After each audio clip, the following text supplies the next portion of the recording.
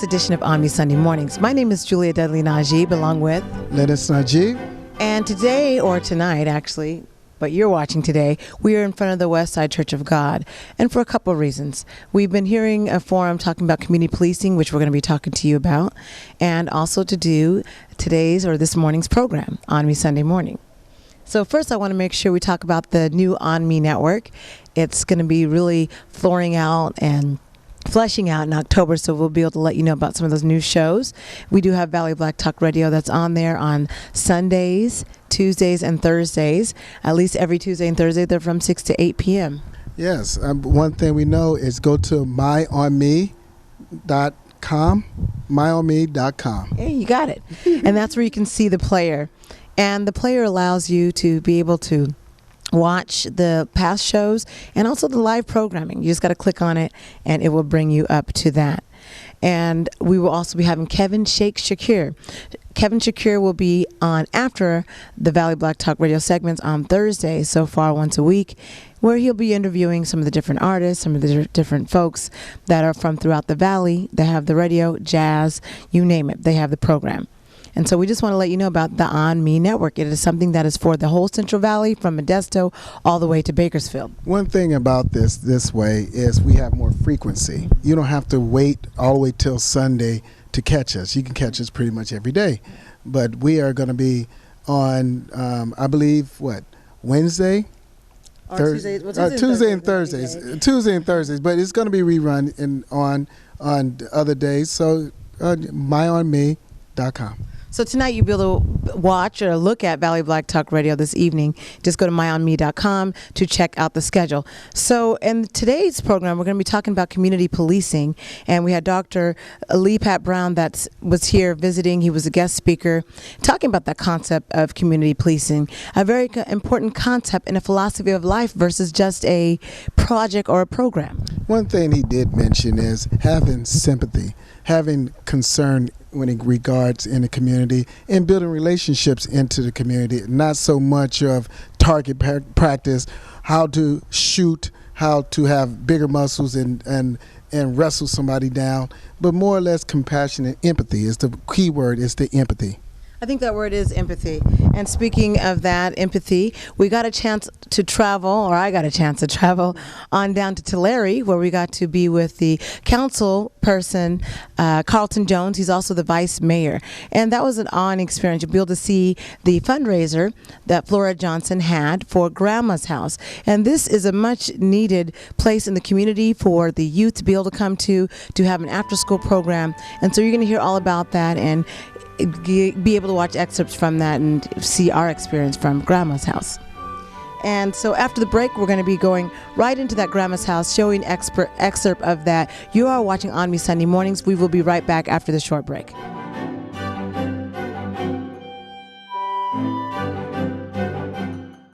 Today's grocery bags leave a lot to be desired. They spill open when you're driving, and unloading them requires endless trips back and forth to your car. You need a grab bag. It grabs onto your cart and stays open so you can easily fill it after items are scanned.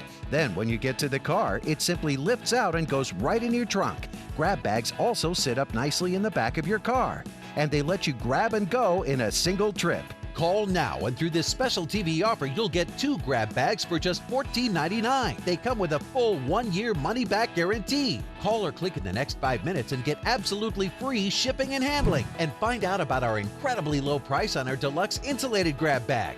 Use it to keep frozen food from defrosting, or use it to keep hot food ready to eat when you get home. This free shipping offer won't last long, so call now. Call 1-800-308-9513 to get your grab bags, but you must call 1-800-308-9513 or go online to grabbag.com. Call now.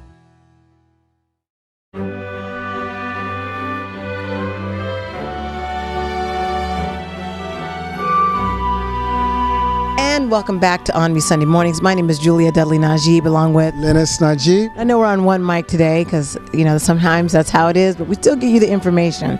We first want to be able to show you Grandma's House. This is an experience that you have to be able to check out, whether you're from any part of the Central Valley. This was located in Tulare, California. and I was so honored to be able to be a guest of the council person, Carlton Jones. Myself and a friend, we drove up there and we got a chance to be welcomed by the mayor of Tulare. He was a heck of an auctioneer, you know, like those professional auctioneers. He was a world champion. Now you make me want to be there. I would wish I could have been there, and I heard such a great excitement from you, and also great opportunities and what they going to be growing out there in Tulare. You definitely missed a lot, like the food. Oh, that food was so good. Ooh, it was so good. The cake. And the cake was delicious. The cake was delicious. The cake was delicious. And also the exciting prizes. And more so, they got to raise so much money for Grandma's House. And Grandma's House after school program that helps these kids on a whole nother level. It was just exciting to see the entire community come together for this special occasion, for this fundraiser, this annual fundraiser. You had all the different city council people that were there and the assembly members that were there. So let's take a look. Like by the belt. No, you never. Did I ever get a spank? No, never. I never spanked you. Was I a good kid? You were a good kid. Yeah. It was Kaylin I had to keep up with. Yeah, so it's my Sunday school teacher, my lifelong mentor, all that good stuff. Yeah. So you want to keep shopping? All this stuff was donated, and then she sells it, and all that money goes to the program. So this is two $25 gift cards, and then the pair of shoes, and it's like, so this is like $180 worth of stuff.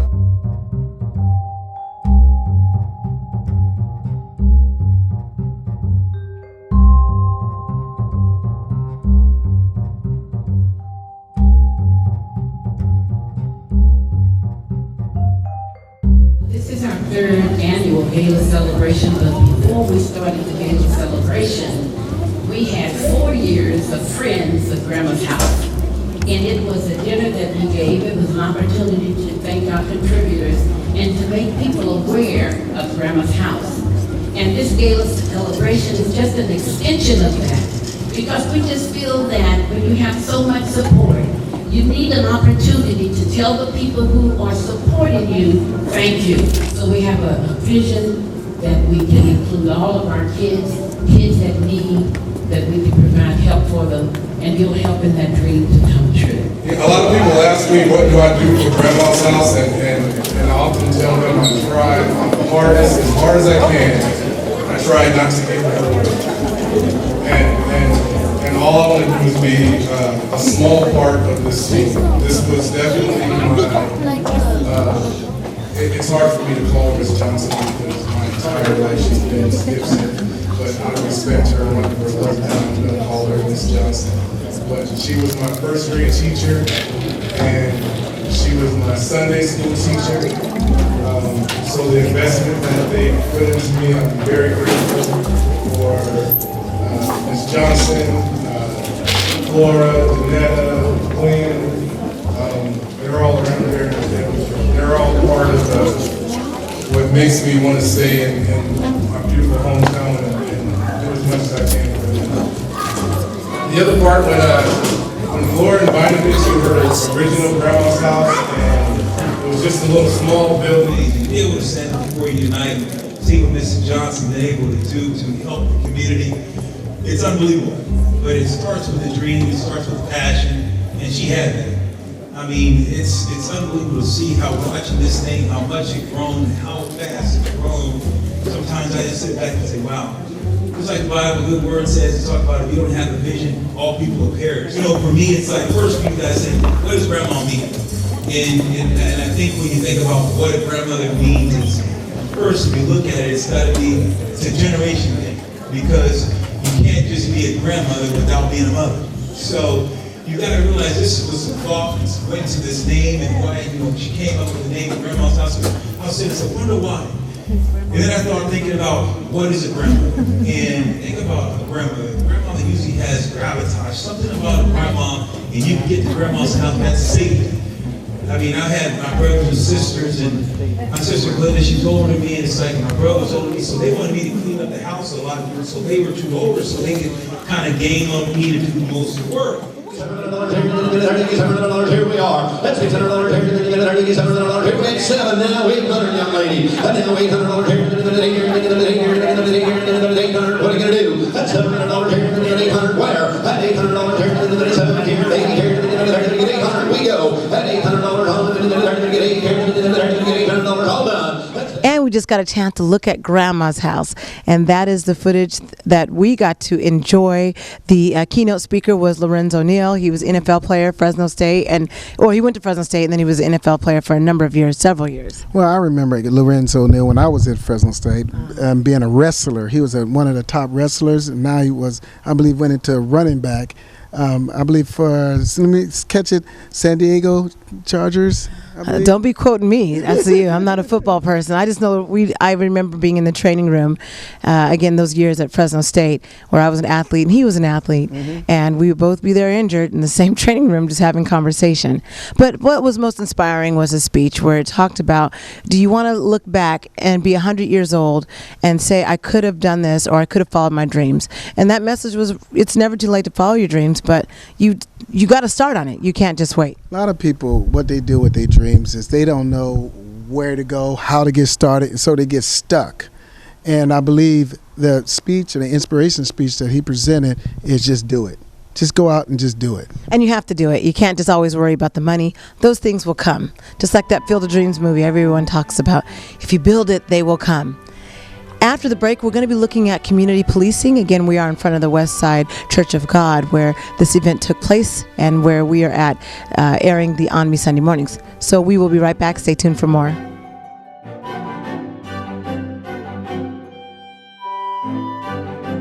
Most companies sell just a few insurance plans. Buy from them and you may not get a plan with the doctors, the coverage, and the price you want. But at ICANN, we work for you. I called ICANN and got a subsidized major medical plan for half the price I used to pay. I called ICANN, and they found a plan for me that actually allowed me to keep my doctor, and they really lowered my price. So don't wait another minute. Call ICANN, get covered, save money.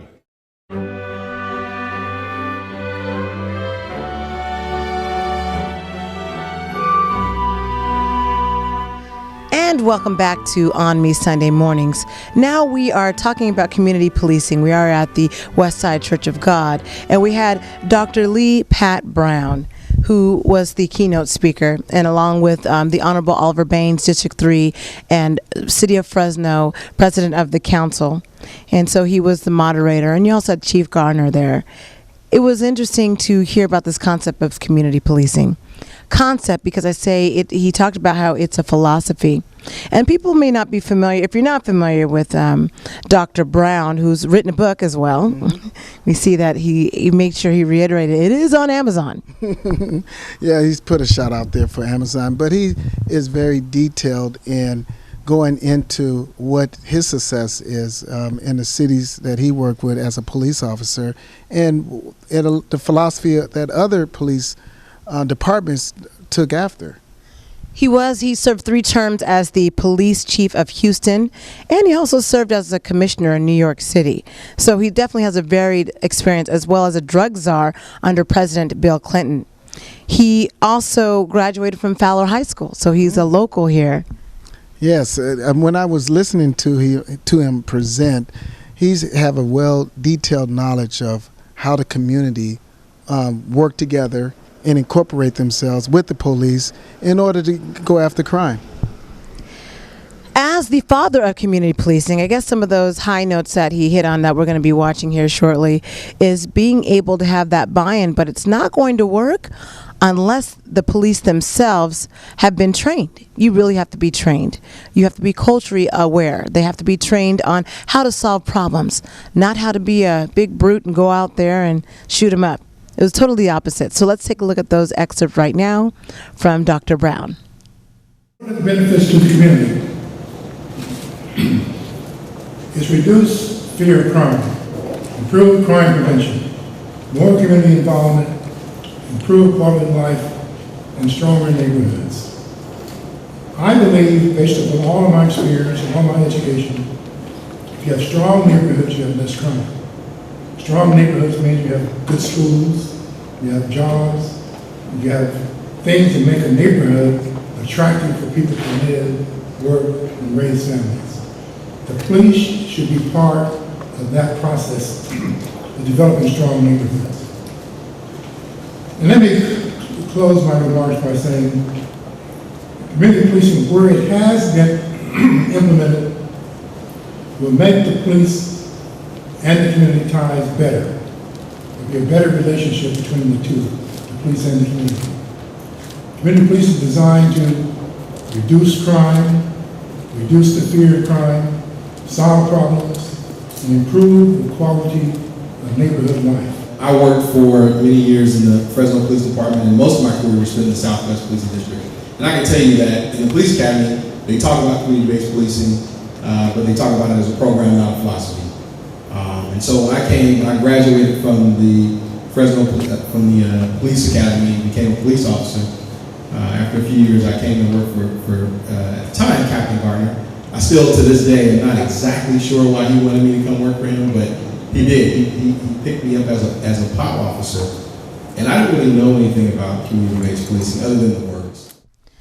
So we just got a chance to watch those excerpts that we saw with Dr. Brown talking about the aspects of community policing and where it has worked, the different studies, Kansas City, being able to reform New York City. He also talked about the different phases of policing, where 1995 to the present, it became the community state, whereas before, looking at how the police department once looked upon how to be able to manage the community, it was more about the phone calls that would come in from 911. And when the phones came in, then that's how they would be able to manage that. He was going also into the drugs. When the drugs era came in back in 1986, 87, 88 in certain areas, the crack cocaine and the different phases and techniques and methodology that he uses to deal with that, which was a crisis at the time. It still is a crisis. Yeah, so, but more of a crisis at the time. So it's very enlightening to have an expert person go into their own personal experience to come to Fresno and share his experience and enlighten the officers here in the community abroad. Some of the key things he talked about is that you must change the system of the organization, the culture of the organization, meaning the police department. And for any change to occur, there must be leadership, and that leadership at the top, it must work. So change must have a value, and it must be value driven. Those are some important concepts that he did refer to, and how even the policing in Ferguson, how it wasn't a community policing state, and that was probably the issue, because had it been, those officers would have known those young people that they were dealing with, versus just being in the patrol area, and that's their area to be, that's the area at night that they have to cover. Yeah, one thing about it is they have to have that sensitivity involved in there. And watching the stuff, the information that's going on all over the country with police brutality, especially in the African American community, it's a solution that they're going back to the older school of how to deal with. Another thing he reiterated is that officers have to be the public servant. So being able to change that mindset of being a public servant versus a threat where you have fear, being a public servant has you get more support from the community that will help you with different cases. And I believe Mr. Baines, Oliver Baines, talked about that as well, and how they had to deal with a very brutal murder that was done in broad daylight. And it was that you have a young lady, and because they had the support of the community, really taking in that policing aspect from a community focus, it really changed how they were able to solve the case, and that man is behind bars. So after the break, we want to also deal with Fresno City FI. We've been doing our several-part series talking about how to help African-American businesses and minority businesses in general with funding. But we're talking to you, African-American business owners, because this is something you need to look into, and a lot of times they don't always follow through on. So we want to make sure we're able to give you that. So you are watching ONME Sunday Mornings. We'll be right back after the short break.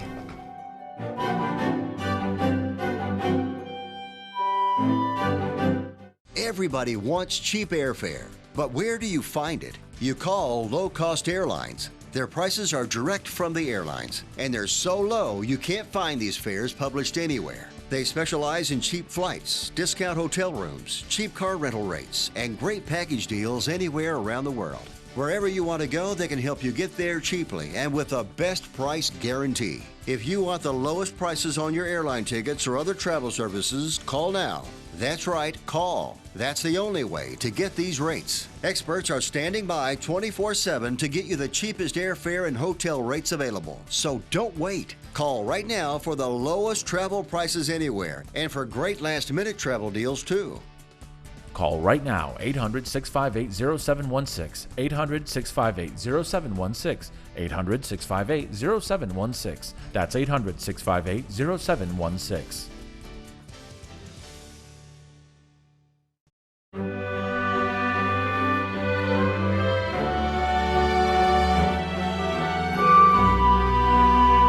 And welcome back to ONME Sunday Morning. So my name is Julia Dudley Najib along with Lennox Najib.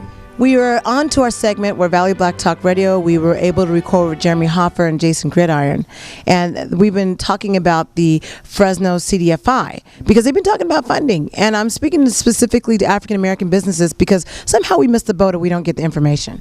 One thing about the information that's given is, and especially in most business, is access to capital. Mm-hmm. We are in dire need to access to capital, but we don't know how and where to go to get that and what requirements there are. Where they have the answer, the information is there, and you're going to be listening to that information carefully. So let's take a look at that excerpt, as we also will be able to, I think we have one more episode where we'll be able to show you from an actual business owner. These are women, black women business owners that did fairly well. So let's see what Jason and Jeremy have to say more about funding. Business is a lot of work. You're constantly, there's 10 different hats you're wearing at any given time, and sometimes having your loan officer calling you for that report is not necessarily your favorite call. But ultimately, we sit down with them, we talk about the next steps, we look at their projections versus what actually happened, and we say why, what's the difference there. So I think we do serve that we provide a service in that follow-up. It helps us understand how our portfolio is doing, but it also helps the small business owner kind of bounce ideas off of somebody else. I would think so, especially if you're a new small business. Absolutely. If you haven't done this before. What kind of businesses do you loan for? What kind of enterprises are people requesting loans for? We have everything from a manufacturing company all the way to someone looking to open up an elderly care home. So I mean, we don't necessarily have a specific appetite like a lot of the banks. They will steer away from restaurants or steer away from trucking companies. We have appetite for everything. Okay. We have entertained. Well, there's certain businesses that we won't entertain, of course. But if everything's legitimate, I mean, we entertained it. Okay. So there's no, you don't have to be in food service or in human services or in just kind of you look at each case on its own merits. Everything is everything. Like I said, we are pretty creative in our lending. I mean, we'll take a look at it. If you have a good idea or if you're in business doing something, I mean, we'll take a look at it. I think what is the common denominator for all of our clients or all of the businesses, they're emerging. So they're not. I mean, the stable 10-year-old business that is going to be serviced by a bank. I mean, but ultimately, we know we need to get people to the banks because they have billions of dollars, whereas we have a couple $1 million here. So we're a bridge, right? So what are we a bridge to, and who are we a bridge for? Well, that emerging company that it may be doing business out of their living room or their garage, that they want to hire somebody for the first time. That's a scary jump. So providing some capital, so a little bit of guidance through that jump is really what we're there for. So let me ask, just so we're clear, you're not interested in loaning money or partying with folks who are talking about opening up a medical marijuana shop? No. You have somebody in mind that you're asking for? Your friend? No. I'm just, because I think, that I guess that's a new field, and it's something that's kind of, if you can't put the money in the banks, why would you think that they can put the money? Go to a lender to. They have a lot of cash. There's a lot of cash there, I think, already. And we got a chance to take a look at what Jason and Jeremy had to say about funding. They're from the Fresno CDFI. And if you look at the information on your screen, this is where you can contact them. Because now it's time to get that contact going. We've given you enough information through the several episodes to just enlighten you. Now we're saying pick up the phone and definitely give them a call so that you have some feedback for your business. If you are an African American business owner or a minority business owner and you're having trouble with funding, and the reason why people are saying, why am I singling out African American business owners? We know that they have the most problems when it comes to financing and credit and maybe not knowing these different resources. Half the battle is just showing up. Yes. They have to call and show up.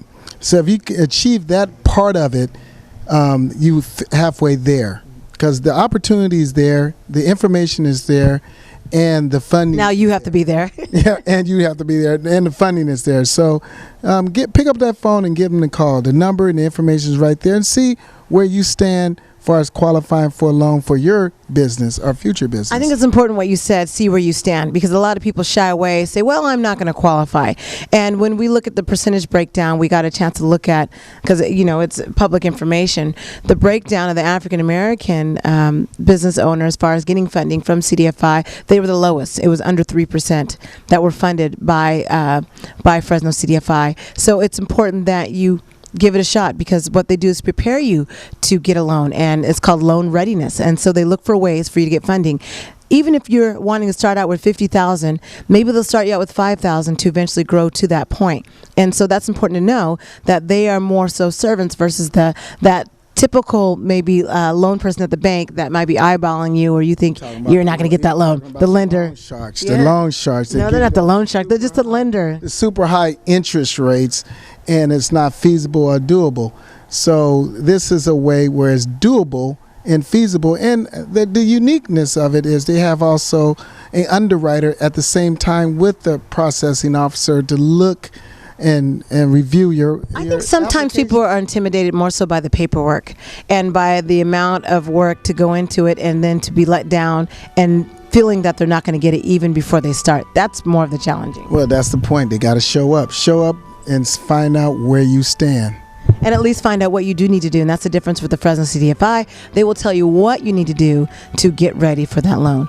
And so that wraps up this episode of ONME Sunday Mornings. We hope you got a chance to enjoy Grandma's House. That's Flora Johnson's vision. She had a vision, made that dream to come to life. And just know that you can always have a dream too. And we hope that you have a wonderful week.